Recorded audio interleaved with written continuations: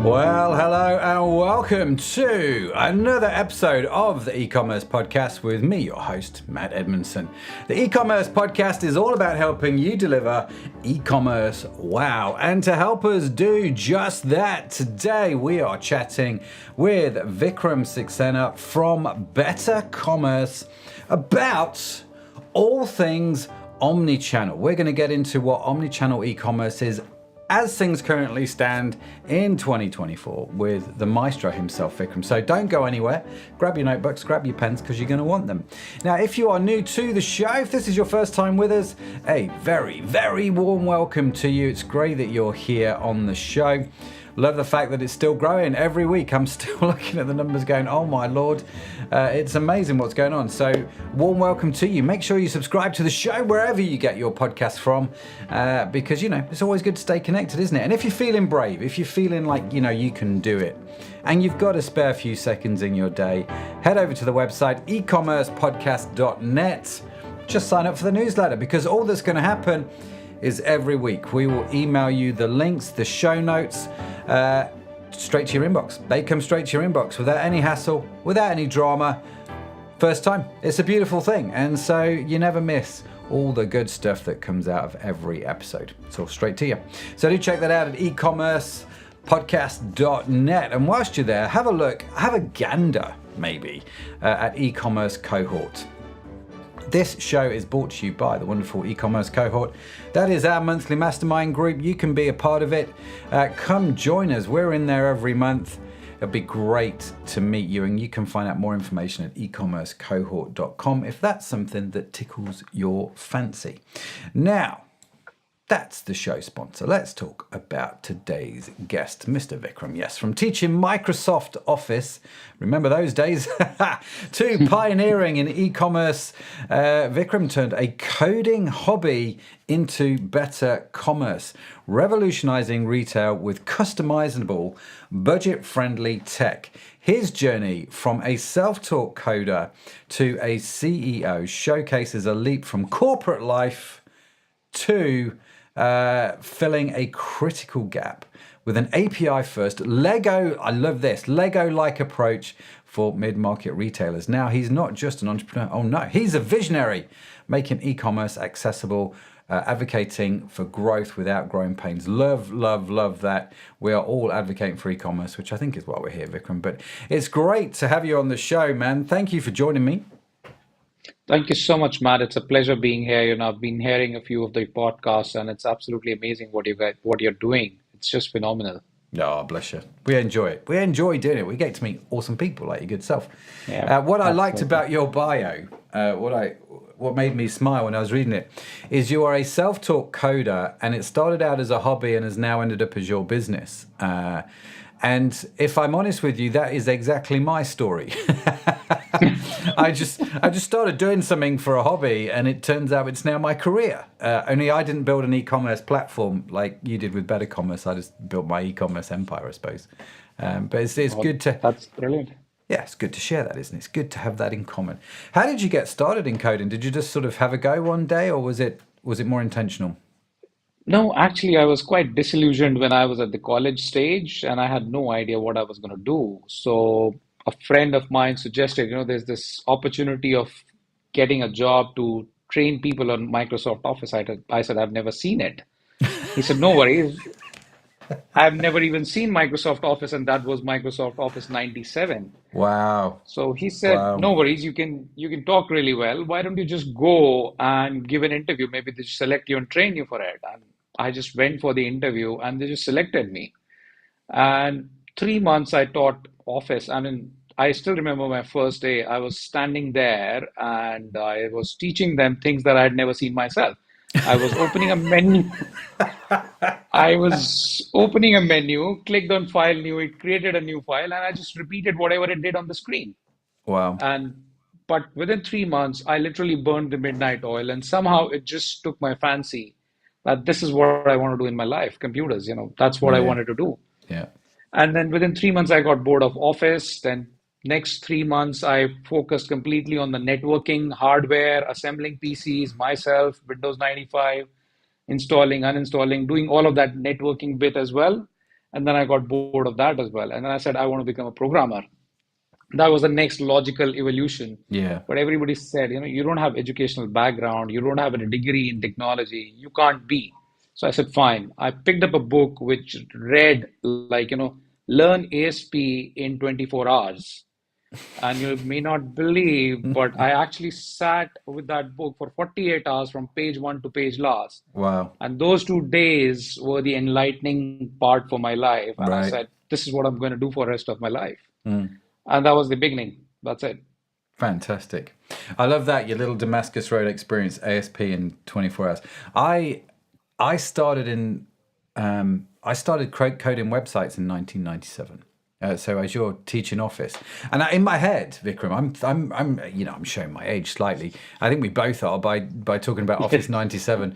Was that the one with the little paper clip in the corner, the dancing Yes, paperclip? Yeah, absolutely. That's the one. Yeah, yeah. Indeed, it was.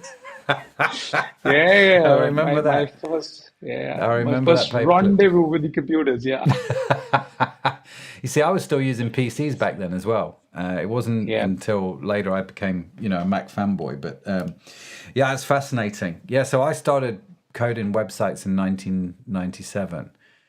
Got married in 98. One of the first websites I did was our wedding website. And Mm, it's funny, like you, I got bored with a few things along the way, and yet, yeah, here I of am. course. I didn't learn ASP. I learned PHP because it Yeah, felt like it was slightly easier to get going. yeah, I took the easy road, Vikram. I took the easy road. yeah, yeah. But thankfully, both of us survived, and both the technologies have still survived, in some form or shape. Do you do much coding now, or are you I hands still off? do. Yeah, yeah, no, I'm completely hands-on actually. I still spend my weekends learning new stuff, practicing new technologies, writing codes for some new solutions. I've built a solution over the weekends over the last 6 months, which basically automates the process across all software organization. And it's not just project management, it's across team, project, infrastructure, assignment, allocation, everything.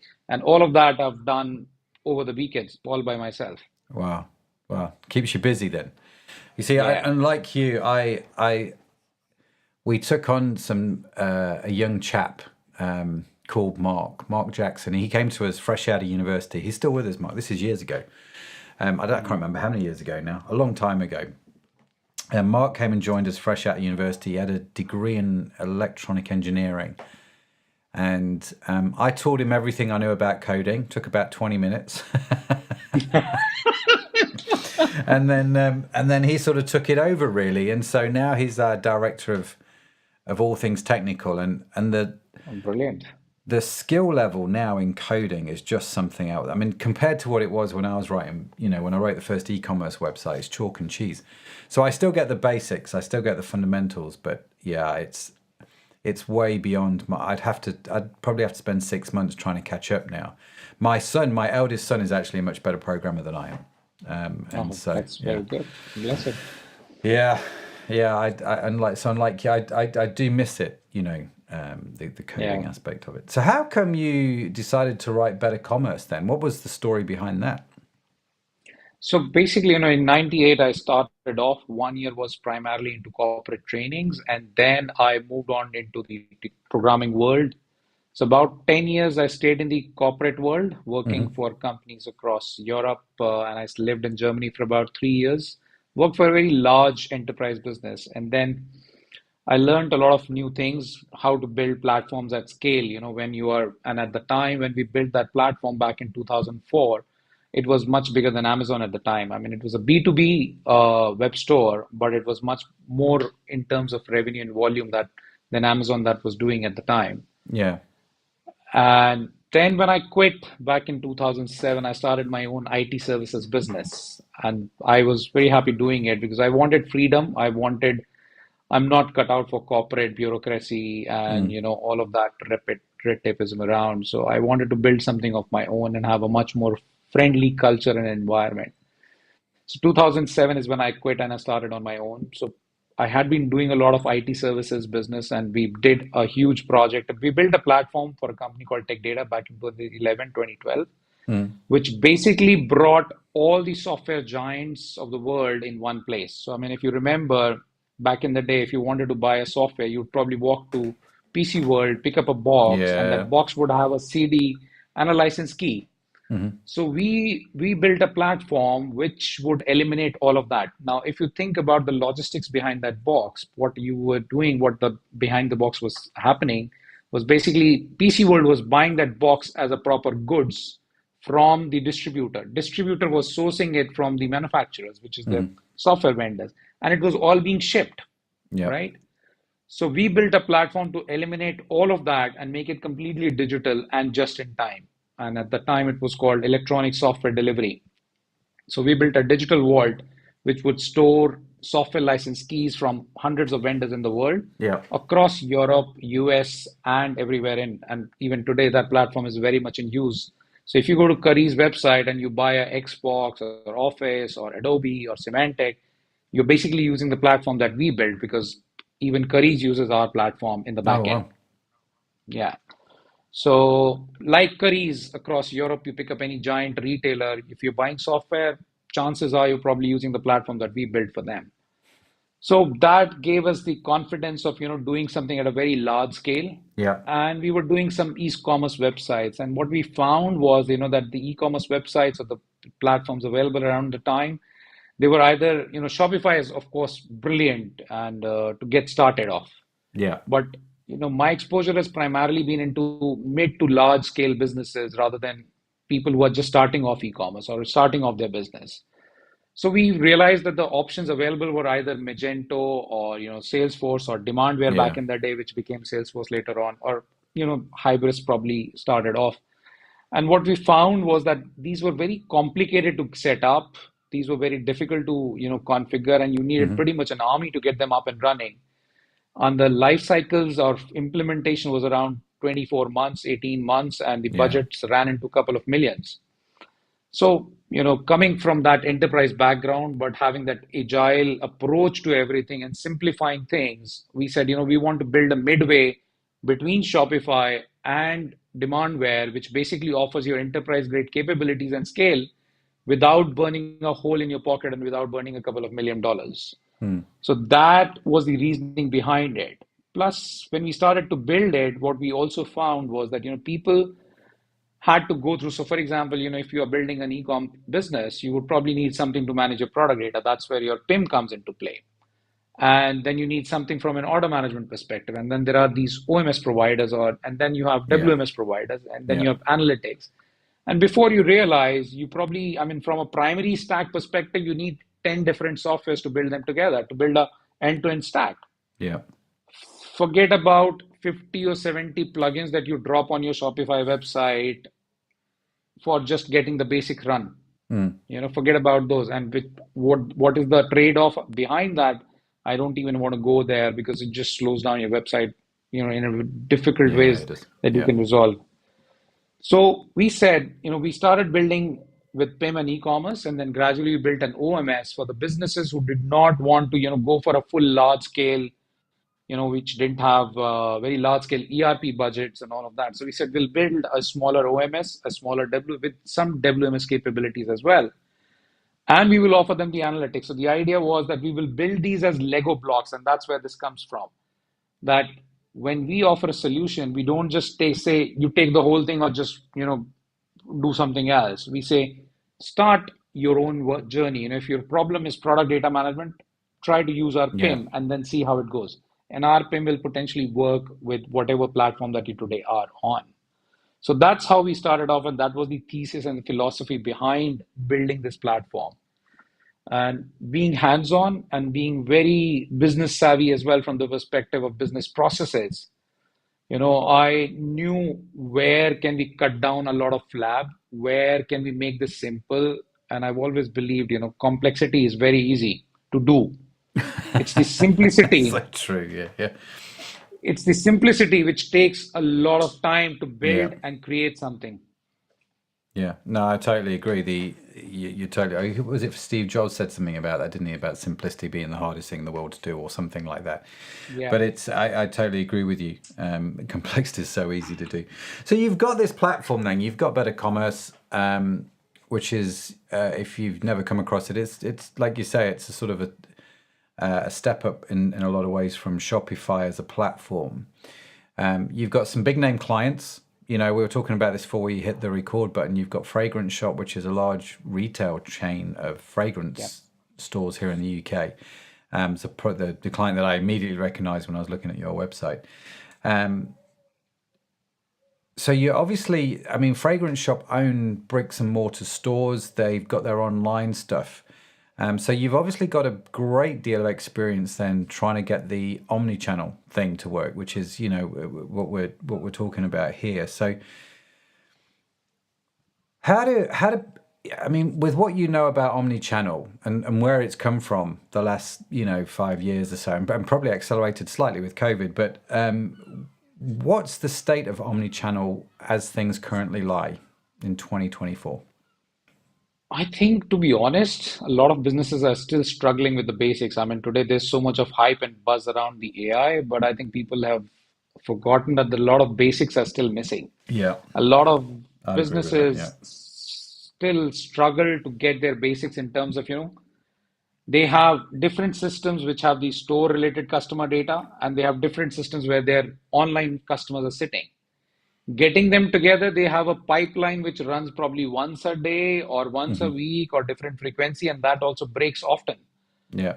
which I think is a much bigger problem than bringing new buzzwords. Of course, every CEO and every CTO wants to add those buzzwords to their profile, to their business, from a market perception perspective. But Yeah. from offering value to the customer, a lot of businesses are still struggling with that. And the primary reason behind that is every technology provider, their solutions sold in that name without much substance behind it.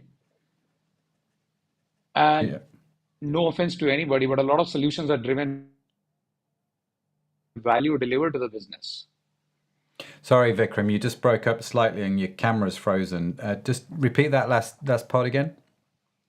Yeah, so what I meant was, a lot of solutions are driven more by the sales-oriented numbers and presentations Yeah. rather than the actual business value delivered by them in the proof.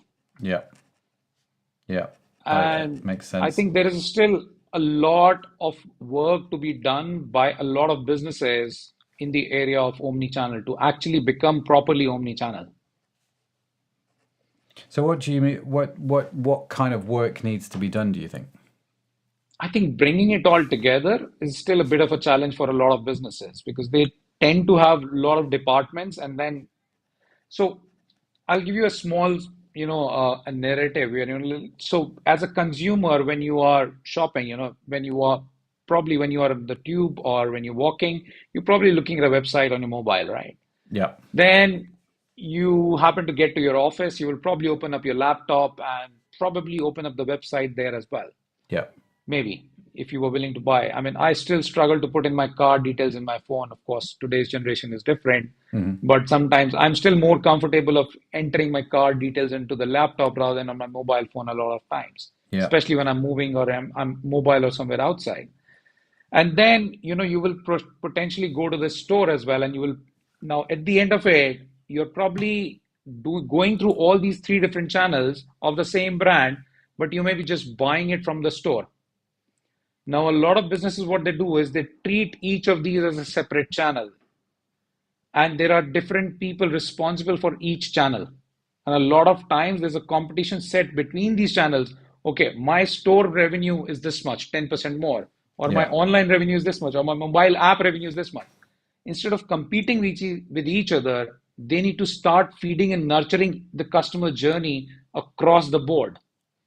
So there's a bit of a paradigm shift more than technology solutions are, of course, one part of it. But I think there's a significant element of mindset and a paradigm that has to be brought in that consumer does not differentiate between channels when they are interacting with your brand. Why should you? Right. Right. It's a very good question, isn't it? So why do companies still do that? Why do we differentiate across channels like that? I think a lot of times we're looking for people, so we make people accountable to drive business for one channel. And of course, and there's a lot of pressure that comes from the top, but they don't realize that there is always going to be a overlap. The journey may have, and this again goes back to the same problem that has been there for ages. Where do you give the attribution for the sale? Hmm. Did that attribution. Now, this is where, potentially your omni-channel, if you do the omni-channel right, you can get a little bit of sense of it. Now, it is still quite vast, but you can still make a little bit of sense of it. Now, how would you make sense of it is, for example, if you implement a right level of CDP, which is basically your customer data platform, capturing their event history from, web, mobile app, and then if they make the eventual purchase from the store, and if you're capturing their mobile number, you can basically merge it all together into one single customer and single order, bring it Okay. all together. Yeah. And that data at an aggregate level gives you a much better picture how many people are interacting with your brand in which channels and which channels are generating more sales and how are they actually driving to that. Now, they may have looked at a different product on the web, but they may have bought something else when they went to the store. But It's an the idea interesting. is, Yeah, yeah. Sorry, you just froze there for a little second, but it's interesting, isn't it, that consumers, and this was something actually we talked about this with Neil Hoynes, the chief data strategist from Google. He was on the show recently talking about a similar thing, Vikram, is in the sense that people are not linear, right? Your customer's not linear. They yeah, don't go from A to B, from B to C, from C to D. exactly, As much as we'd exactly, like to think that's the customer journey, and absolutely, we can draw yeah, that out on a whiteboard, it's not yeah, actually the case, right? That it's sort of like a jumbled ball of wire where everything's sort of all a mash of absolutely. things, right? Is that what you're finding? Yes, yes, absolutely, absolutely, absolutely. Now, I think the secret lies somewhere in trying to get a little bit of patterns out of it. The amount of interactions that they have had with your brand, irrespective of the touch point. And Mm, if you start bringing that together and tying them into the sales, that helps you build that connection with them better and add a little bit of stickiness to your business. I mean, for example, what we've done with Fragrance Shop, and they are absolutely a phenomenal brand. mm. Now, if you imagine they have about 250 stores across the country, and despite all the COVID and everything, their year on year was just minus 1%, Wow. right? Through the whole period. And how did that happen? What we did was we built a solution for them that would enable their stores to become mini fulfillment centers during the COVID period. Yeah. And that solution was developed and delivered to them within 2 to 3 weeks, Yeah. right at the onset of COVID. Yeah. So that unlocked a huge amount of inventory for them Hmm. because eventually, the online sales are all driven by inventory. If you are king, if you have the inventory. Hmm. Now, typically your online businesses would only reflect the inventory that is sitting in your big warehouses. Whereas you have those mini stores, and a lot of times you would say click and collect is fine, but what about using them as your fulfillment centers? Yeah. And they thought about it right in good time. We built a solution, really a quick one. And the beauty of this is where the beauty of headless comes into play. When your solution is all API driven, you can just build anything as a front end on top of it Yeah. Yeah. without trying to reinvent any logic or anything around that. So we just built that and they unlocked a huge amount of inventory. They increased their sales volumes and they came out of COVID pretty much almost unaffected. And if you look at the results that they've declared last year, their sales have grown 28%. Yeah. It's Which all is in public phenomenal. domain. Yeah. I Yeah. mean, people say high street is dying and fragrance shop is constantly thriving, which I mean makes me immensely proud. And the guy who drives it, I know him personally as well. He's absolutely a dynamo from that Yeah. perspective. His sense of business is absolutely phenomenal.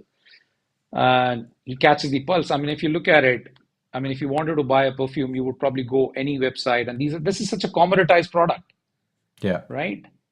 You could buy it anywhere. You will do a price comparison and can buy it anywhere. But despite all of that, their sales are constantly growing.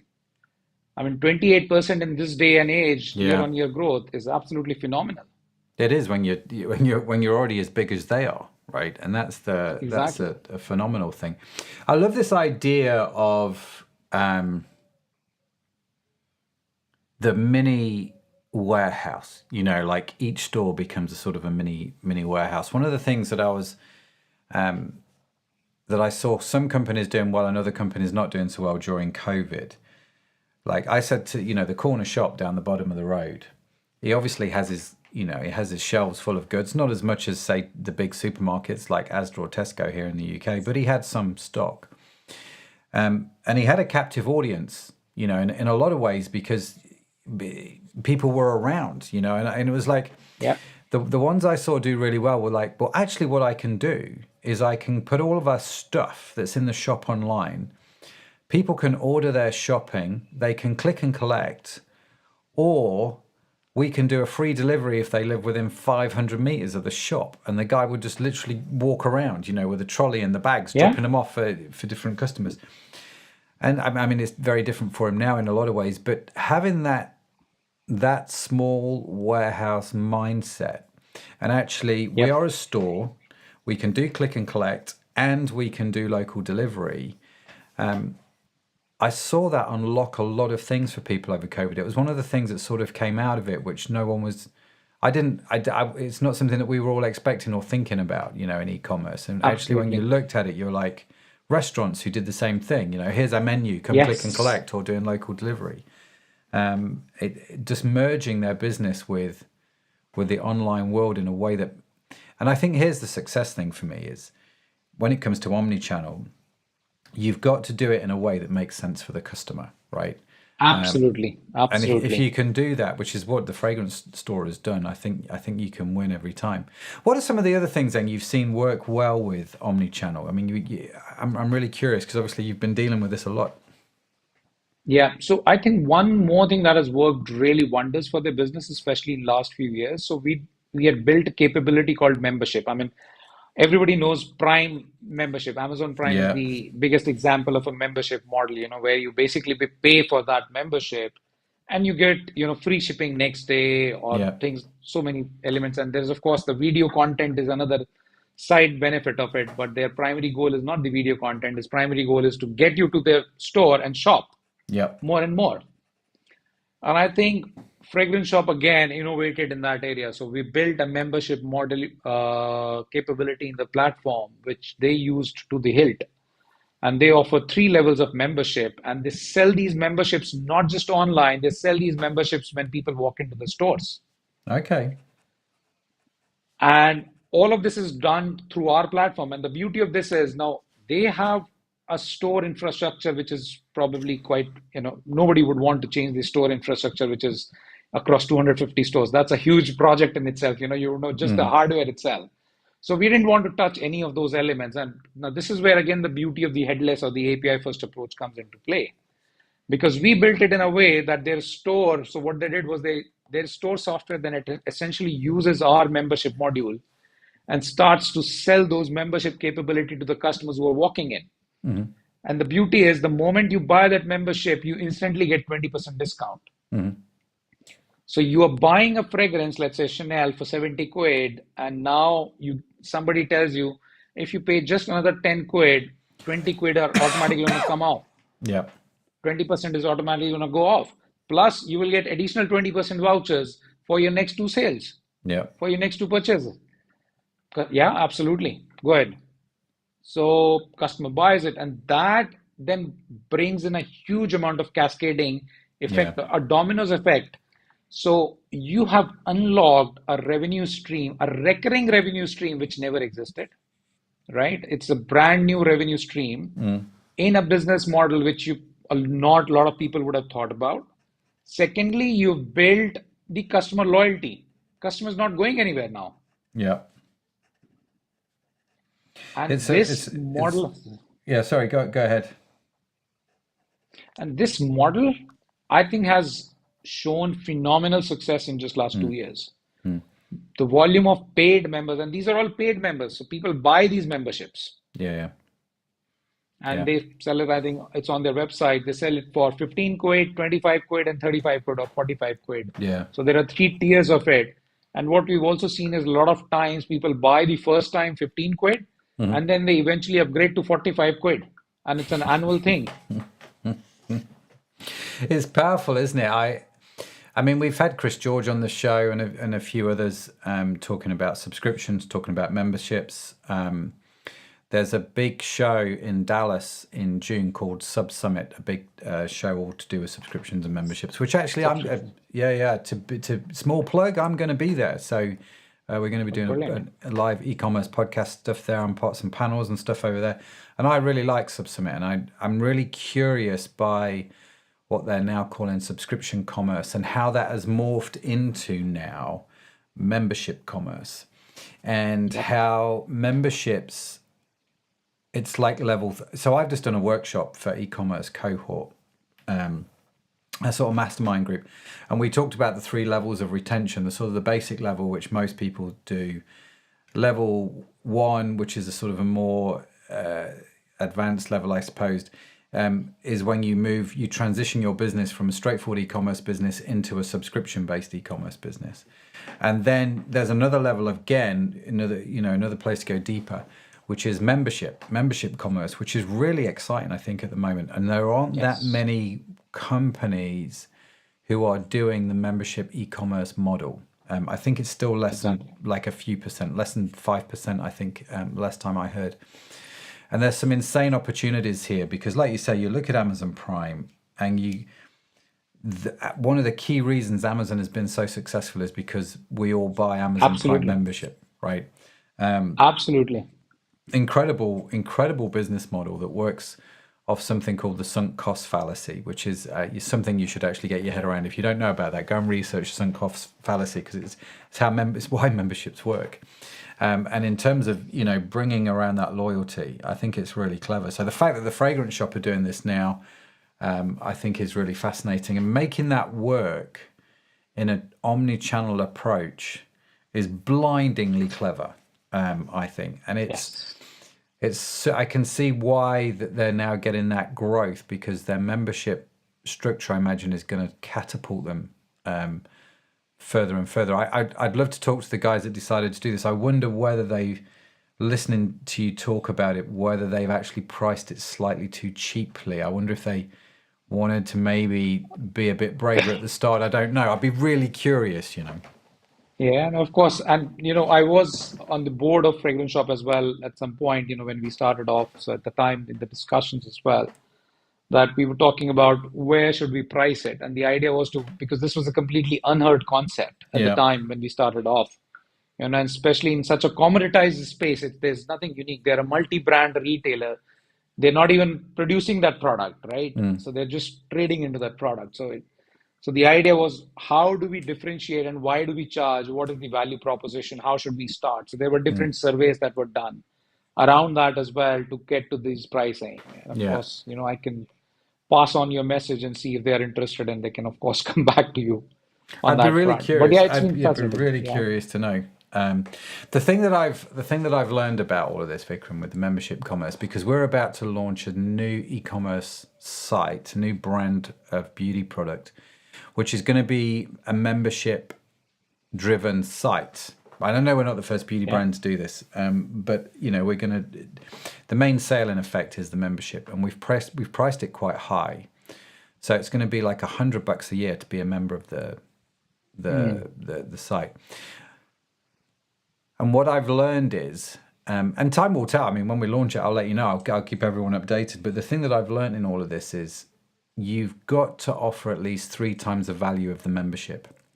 Absolutely. And if you do that, it becomes a no-brainer. So I can charge £100 membership if I offer £300 worth of value Absolutely.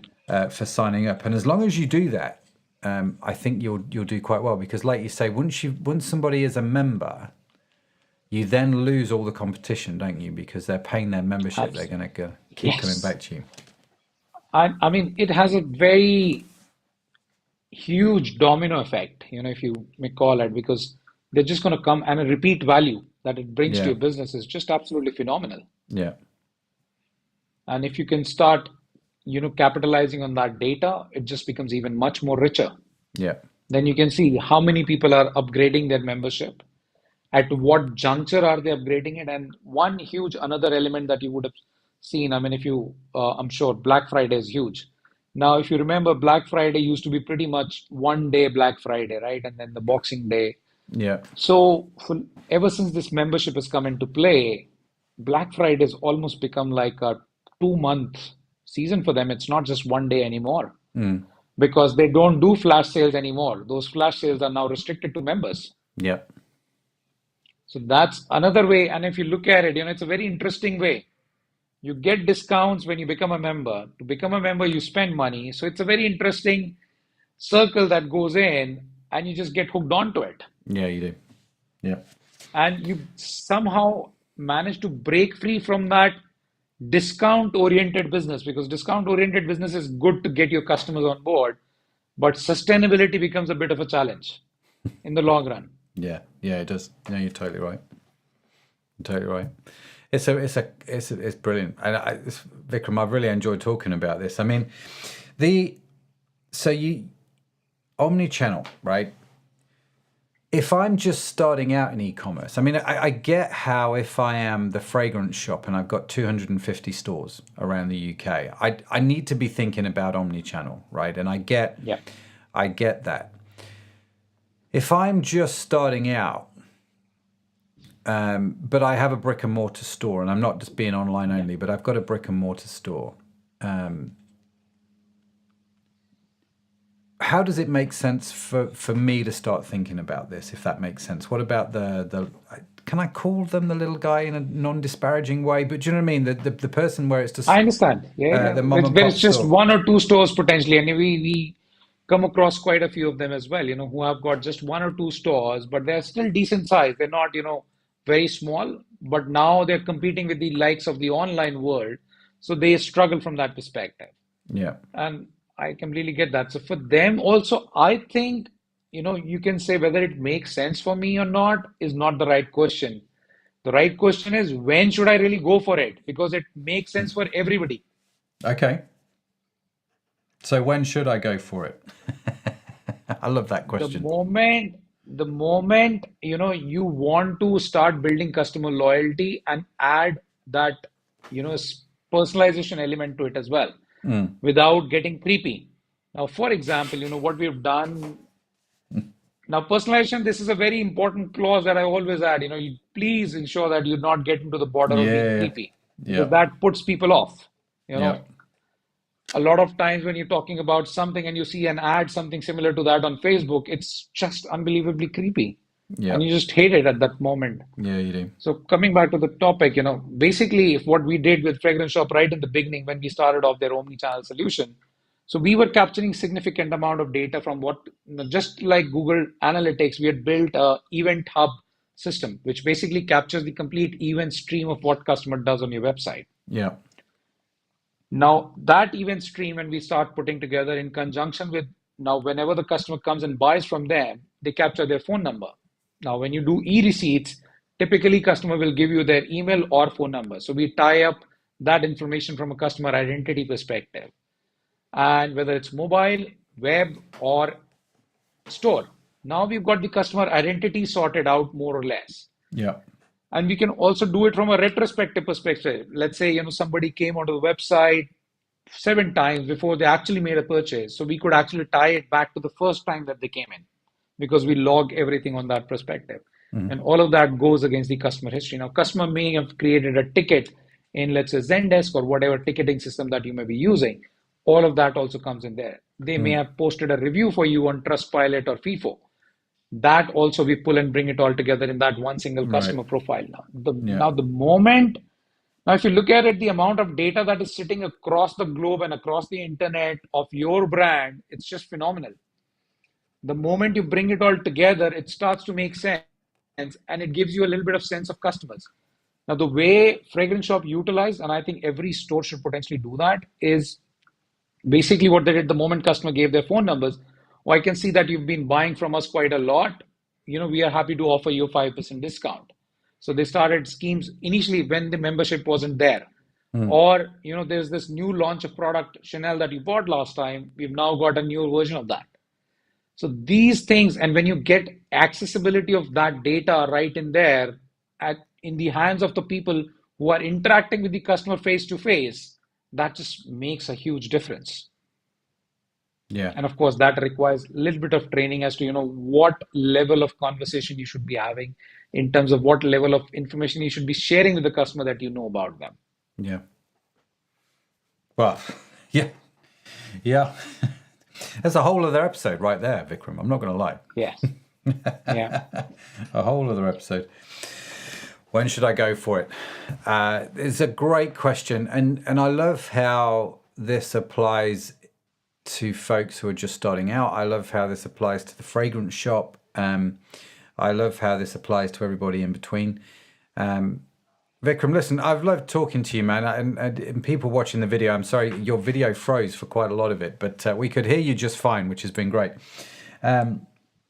If people want to reach out, if they want to find out more about Better Commerce, about some of the stuff that you do, what's a good way to do that? So they can reach out to us on Twitter, that's bettercommerce_UK. They can reach out to me on LinkedIn. I'm searchable very easily on LinkedIn by Vikram Saxena. They can also reach out on my email, that's vikram@bettercommerce.io. Very good. Very good. We will, of course, put all of those links in the show notes.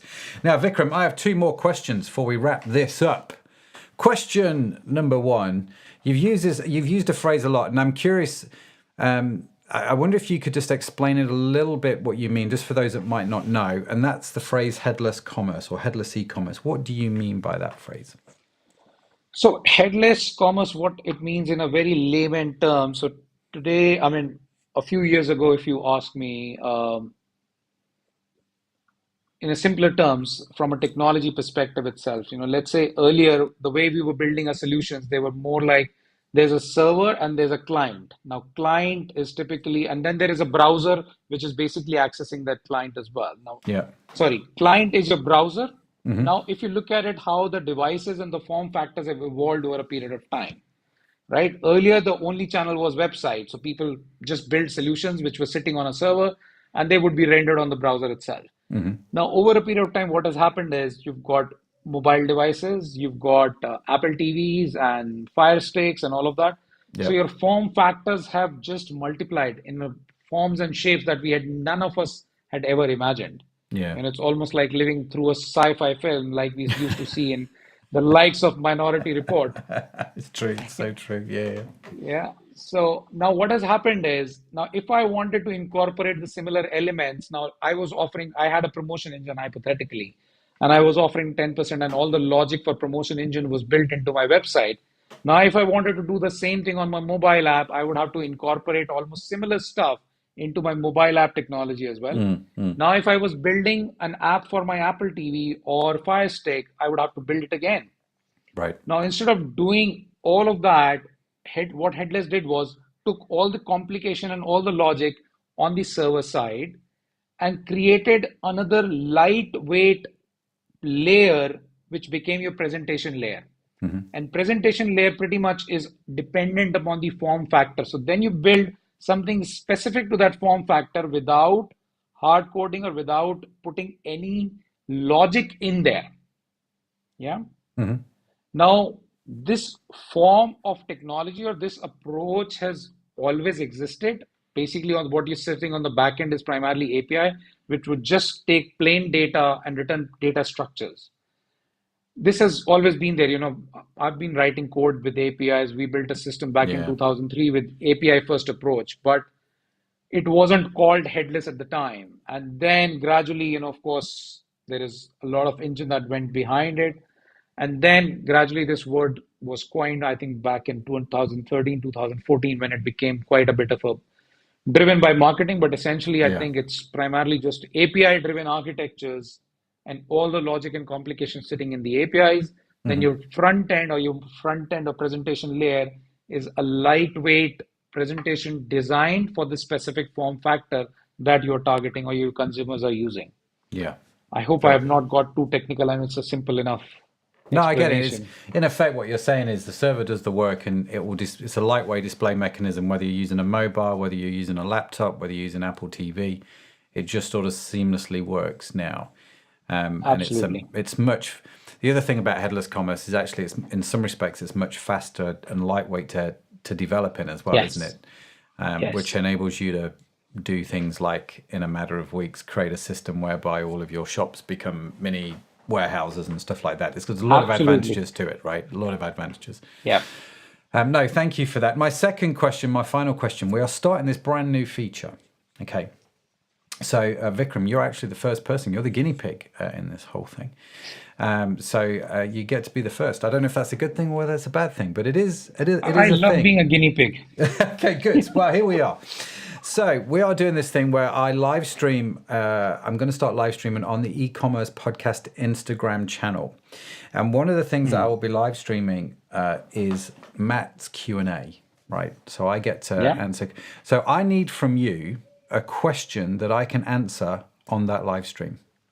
And I'm going to record you. I'll play the recording of you asking the question, and then I'm going to answer it. So I need what's one question from you for me that I can answer on that live? Does that make sense if I worded that well? I hope I Yeah. have. Okay, Yeah. good. So I need to ask you a question that you want to answer on Instagram. Exactly. And don't be kind. Did you mean don't be kind, or do No, you no, no. want Be me be to? kind. Yeah. Don't ask me. Don't ask me like a. How do you? I don't know. I've got to answer it in 60 seconds No worries. in a lot of ways. But yeah, be kind. No worries. I'm going to ask you the most talked about subject that is today. What Okay. do you think is going to happen to the AI, and how do you think that is going to shape the world of e-commerce in the coming years? Very good. Okay. So if you want to listen to me rabbit on about AI and e-commerce, make sure you follow us on our Instagram channel. Our brand new, we're slow to the party here. We've been doing the e-commerce podcast 5 years. We have literally just launched or started to launch our Instagram channel. A little bit behind, but do follow us on Instagram at eCommerce Podcast. Yeah, I'll be answering the question on there. Vikram, listen, absolute legend, man. Really appreciate you coming on to the show and talking about what you guys are doing, talking about headless commerce and just some of the ideas that you guys have been playing with the fragrance shop has just been absolutely brilliant. And I've got pages of notes, which is always a good sign. So super huge thanks, my friend. It's been an absolute blessed. Thank you so much, Matt. It's been an absolute pleasure and delight to talk to you. Fantastic, fantastic. Just a reminder again, we will of course link to Vikram's info in the show notes, which you can get for free along with the transcript on our website, ecommercepodcast.net. And of course, if you signed up to the newsletter, which I talked about at the start, you will have that coming straight to your inbox. Totally free, totally no dramas whatsoever. It's going to be coming straight to you. So there you go. A huge thanks to Vikram for joining me today. If you haven't done so already, do check out the e-commerce cohort, the sponsors of this show, because I am sure they would. We're part of it. So I'm sure they would love to hear from you. And if you haven't done so already, make sure you follow the e-commerce podcast wherever you get your podcast from, because we've got yet more great conversations lined up. And I don't want you to miss any of them.